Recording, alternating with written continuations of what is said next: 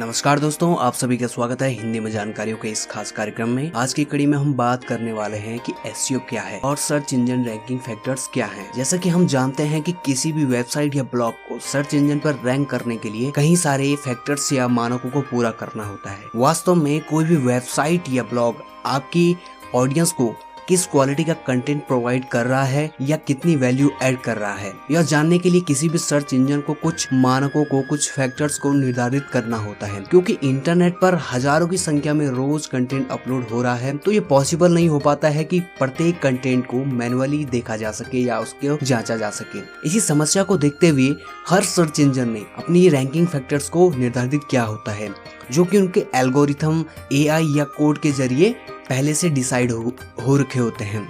Google दुनिया का सबसे बड़ा और पॉपुलर सर्च इंजन है, जिसकी वजह से अधिकतर लोग एसईओ को गूगल एसईओ के नाम से भी जानते हैं, या गूगल के जो रैंकिंग फैक्टर्स हैं उन्हीं को ही सर्च इंजन रैंकिंग फैक्टर्स मानते हैं या सर्च या एसईओ रैंकिंग फैक्टर्स मानते हैं। लेकिन गूगल के अतिरिक्त बिंग है, याहू है, येंडेक्स है, बाइडू है, ऐसे कई सारे और सर्च इंजन आपको देखने को मिल जाते हैं और आप लोग इनका यूज भी करते हैं। के आधार पर आप कुछ हद तक समझ चुके होंगे कि एसईओ क्या है या एसईओ क्यों किया जाता है। दूसरे शब्दों में अगर हम क्लियरली कहें तो एसईओ उन सभी टैक्टिक्स, प्रैक्टिसेस और स्ट्रेटजीज का सेट होता है जो कि किसी भी वेबसाइट या ब्लॉग को सर्च इंजन पर रैंक करने के लिए जरूरी फैक्टर्स या मानकों को पूरा करने के परिणाम स्वरूप किए जाते हैं। तब वो सर्च इंजन आपका याहू भी हो सकता है, बिंग भी हो सकता है, गूगल भी हो सकता है, येंडेक्स भी हो सकता है, या फिर बाइडू भी हो सकता है, या फिर कोई और सर्च इंजन भी हो सकता है। एक्चुअली सर्च इंजन क्या होते हैं? सर्च इंजन या फिर वेब सर्च इंजन या फिर इन्हें इंटरनेट सर्च इंजन भी कह सकते हैं, एक सॉफ्टवेयर सिस्टम होता है जो कि वेब सर्च को करने के लिए, वेब सर्च को अंजाम देने के लिए बनाया जाता है, जिसका मुख्य उद्देश्य होता है कि वर्ल्ड वाइड वेब पर एक व्यवस्थित तरीके की वेब सर्च क्वेरी को निर्दिष्ट करना और एक पर्टिकुलर इंफॉर्मेशन को व्यवस्थित तरीके से सर्च करना होता है। तो चलिए, जैसा कि अब आप समझ चुके हैं कि एसईओ क्या होता है और वेब सर्च इंजन या सर्च इंजन क्या होते हैं, तो अब जानते हैं कि सर्च इंजन रैंकिंग फैक्टर्स क्या होते हैं और क्या क्या चीजें हैं इसके अंदर जो कि आपको जान लेनी चाहिए। तो सबसे पहले हमें जानना चाहिए कि किसी भी सर्च इंजन को रैंक करने के लिए सर्च इंजन में जो एसईओ के लिए फैक्टर्स डिसाइडेड हैं उनको पूरा करना होता है। लेकिन हमें यहाँ पर ये जानना है कि सर्च इंजन रैंकिंग फैक्टर आखिर हैं क्या, आखिर किस आधार पर रैंकिंग डिसाइड होती है, आपकी सर्च इंजन में आपको पोजीशन मिलती है, तो आपको किस तरीके से अपनी साइट को इसके लिए ऑप्टिमाइज करना है जिससे कि आपको अच्छी रैंकिंग मिल सके और अच्छे तरीके से आप वेबसाइट को ग्रो कर पाओ। सामान्यतः बेसिकली देखा जाता है कि सर्च इंजन पर रैंकिंग के लिए बहुत सारे फैक्टर्स हैं। जैसे कि गूगल की बात की जाए तो गूगल पर माना जाता है कि 200 से अधिक रैंकिंग फैक्टर्स हैं। तो अब हम बात करने वाले हैं कि कौन कौन से वो फैक्टर्स हैं। तो सबसे पहला जो फैक्टर होता है वो डोमेन फैक्टर होता है। जैसे कि आप समझ ही सकते हैं कि डोमेन फैक्टर यानी कि डोमेन का मतलब होता है कि वेबसाइट के अंदर आपका जो इंटरनेट के अंदर आपका जो नाम होता है, यानी कि आपका, जैसे कि मान लीजिए जैसे हमारा हिंदी में जानकारियां .com, तो ये हमारा डोमेन हो गया है। तो इससे रिलेटेड जो भी फैक्टर्स होते हैं, इससे रिलेटेड जो भी जो कारक होते हैं वो सारे डोमेन फैक्टर्स के अंदर आ जाते हैं। अगर हम बात करें डोमेन फैक्टर्स में तो मेनली जो होता है उसमें डोमेन आ जाता है, डोमेन का एक्सटेंशन आ जाता है। डोमेन एक्सटेंशन का मतलब हो गया कि जैसे कि .com होता है, .in होता है, या फिर आपके कंट्री के हिसाब से कंट्री एक्सटेंशन हो सकते हैं। इस तरीके से कुछ भी आपके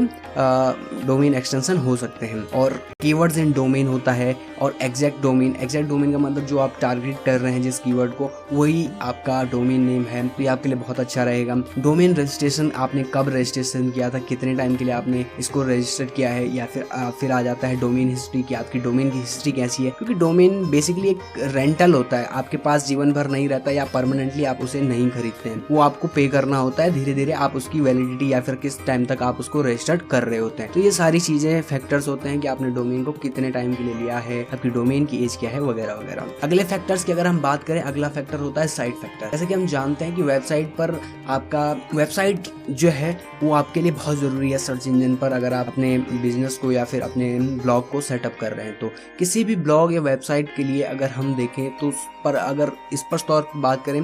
तो उसकी साइट ही उसका जो पहला प्रोडक्ट होता है जिसे कि वो लोग अपनी ऑडियंस के लिए रख रहा होता है। यहाँ पर अगर हम फैक्टर्स की बात करें तो साइट का जो आर्किटेक्चर होता है, यानी कि साइट किस तरीके से बनी हुई है, उसके प्रॉपर हेडिंग्स, उसकी प्रॉपर तरीके से उसको आर्किटेक्ट किया गया है। साइट का अप टाइम, साइट का लोड टाइम, साइट के अंदर जो एक्सएमएल साइट मैप है, वेबसाइट की स्पीड कितनी है, सर्वर लोकेशन क्या है, उसके अंदर पॉलिसीज जो पेजेस होते हैं वो हैं प्रॉपरली या नहीं है, कॉन्टैक्ट स्पेस हो जाता है, साइट का नेविगेशन हो जाता है, साइट मोबाइल फ्रेंडली है या नहीं, साइट की यूजेबिलिटी कैसी है, साइट पर यूजर का एक्सपीरियंस और यूजर इंटरेक्शन कैसा है, साइट में किस तरीके से कीवर्ड्स को आपने यूज करा है, जैसे कई सारे फैक्टर्स इसमें इंक्लूड होते हैं। साइट फैक्टर्स को page factor, user experience factor या फिर यूजर इंटरेक्शन आदि फैक्टर को समझने के लिए अलग अलग तरीके से भी बांटा जाता है। और आगे हम देखते हैं जो हम फैक्टर की बात करने वाले हैं वो बहुत ज्यादा इंपॉर्टेंट होता है किसी भी वेबसाइट ब्लॉग के लिए,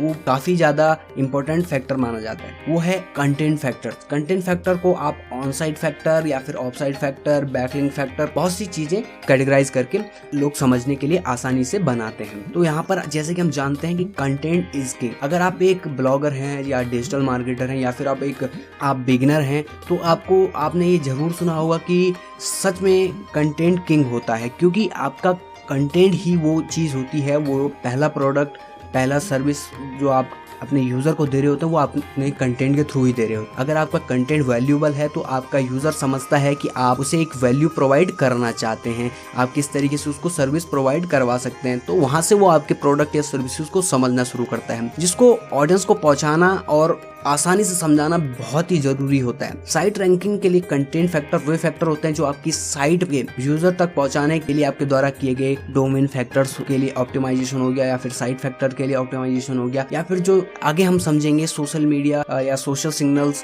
फैक्टर्स हैं, उनके लिए जितना भी आप ऑप्टिमाइजेशन करते हैं वो सब कुछ साइट का कंटेंट यूजर तक पहुंचाने के लिए आप सारी प्रोसेस कर रहे होते हैं। तो ये काफी जरूरी फैक्टर होता है। अगर कंटेंट फैक्टर्स के अंदर हम देखें तो कंटेंट की क्वालिटी और good keyword stuffing. Good keyword stuffing का मतलब है कि आप एक पर्टिकुलर तरीके से एक अच्छे तरीके से कीवर्ड्स का यूज कर रहे हैं साइट के अंदर की, या फिर आप जबरदस्ती से कीवर्ड को स्टफ कर रहे हैं। इसके अलावा होता है कि टाइटल का ऑप्टिमाइजेशन आपने प्रॉपरली करा है, हेडिंग ऑप्टिमाइजेशन होता है, टाइटल हेडिंग हो गया, और बॉडी के अंदर आपने कीवर्ड्स को किस तरीके से यूज करा है, आपका कंटेंट ओरिजिनल है या नहीं, आपने कहीं से उठाकर कंटेंट का यूज तो नहीं किया है, या फिर आप वैल्यूएबल कंटेंट क्रिएशन कितना कर रहे हैं। इसके अलावा यहाँ पर हम देखते हैं कि कंटेंट के लिए ऑफ पेज ऑप्टिमाइजेशन भी बहुत जरूरी होता है, इंटरनल लिंकिंग होती है, प्रॉपर नेविगेशन होती है और बैकलिंक्स वगैरह इसमें सब इंक्लूड होता है। तो अब हमने समझ लिया है कि डोमेन फैक्टर, साइट फैक्टर और कंटेंट फैक्टर। अब आपने एक प्रोडक्ट तैयार कर लिया है, अब उस प्रोडक्ट को किस तरीके से आप शुरुआती टाइम में